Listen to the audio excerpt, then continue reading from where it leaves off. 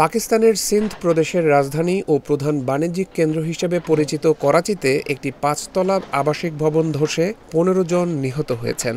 স্থানীয় police surgeon ডা. সুমাইয়া সৈয়দ এ তথ্য নিশ্চিত করেছেন। পাকিস্তান ভিত্তিক সংবাদ মাধ্যম দ্য ডনের প্রতিবেদনে বলা হয়, স্থানীয় সময় শুক্রবার বিকেলে ভবনটি ধসে পড়ে। নিহতের সংখ্যা আরও বাড়তে পারে। জ্যেষ্ঠ পুলিশ কর্মকর্তা আরিফ আজিজ এএফপিকে বলেন, ১০০ জনেরও বেশি মানুষ ভবনটিতে বাস করত। করাচির মেয়র মুর্তজা ওয়াহাব বলেন, ধসে পড়া ভবনটি ১৯৭৪ সালে নির্মাণ করা হয়েছিল এবং কয়েক বছর আগে ভবনটিকে বিপজ্জনক বলে ঘোষণা করেছিল নগর প্রশাসন কর্তৃপক্ষ।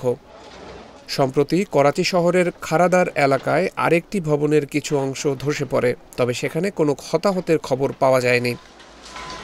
সিন্ধু প্রদেশের পাবলিক অ্যাকাউন্ট কমিটি গত ডিসেম্বরে প্রাদেশিক সরকারকে করাচি জুড়ে বিপজ্জনক হিসেবে চিহ্নিত করা ৫৭০টিরও বেশি ভবন খালি করার নির্দেশ দেয়।